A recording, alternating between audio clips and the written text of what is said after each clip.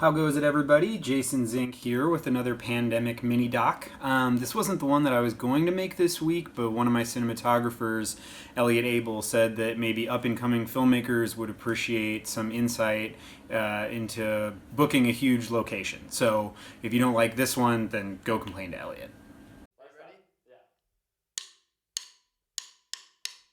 So we shot the opening of Straight Edge Kegger at the Subterranean in Chicago. It was my dream location, and with the lack of funds that we had, I really didn't think that we could get it.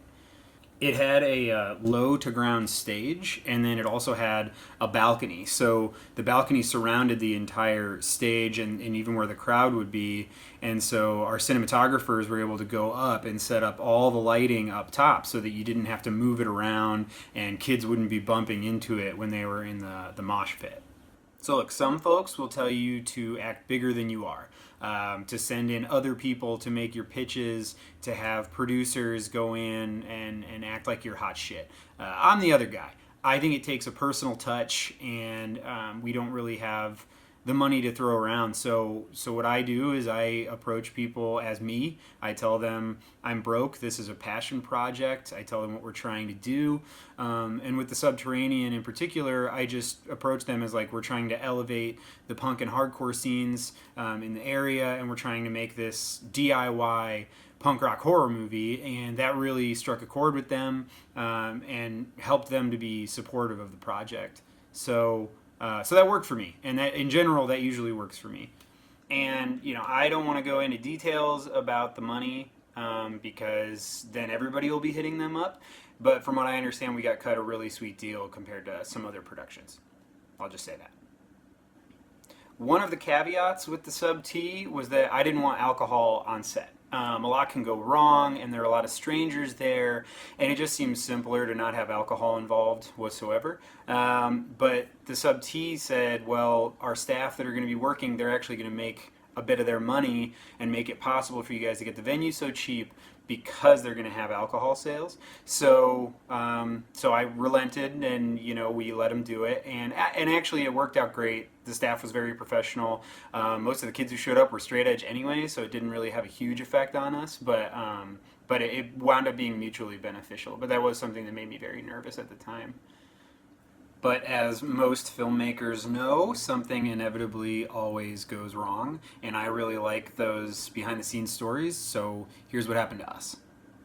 Firstly, our actor Sean Jones was getting a ride up from Sam Brown, the guy who shot the behind-the-scenes documentary for Straight Edge Kegger, and there was a huge car accident on the way that they got stuck behind. So by the time they showed up, the show was over and the crowd was already dispersing, so the shots that we had planned for Sean really weren't going to work. We did get a couple shots off, but when I went to edit it, I just didn't think it played well. It didn't seem like the same vibe in the room or the same group of people, and so ultimately it was cut.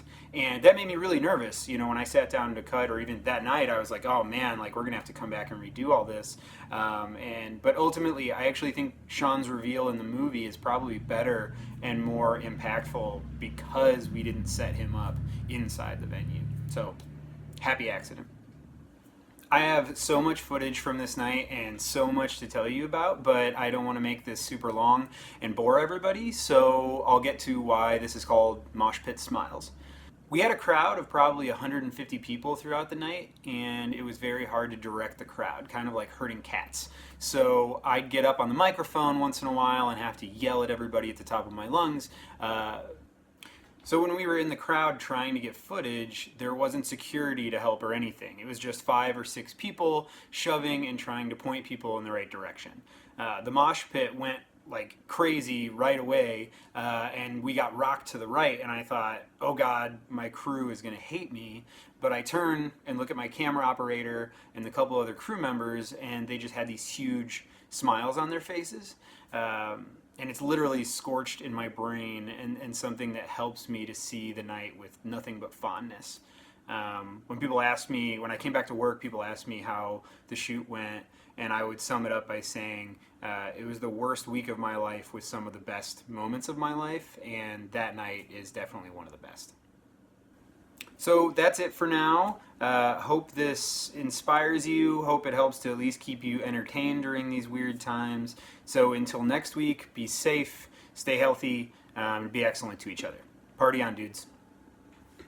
Thank you so much. No, we wouldn't have been able to play Subterranean without you guys, just to let you know. It's fucked up when you think about it, because they won't give any of us a chance.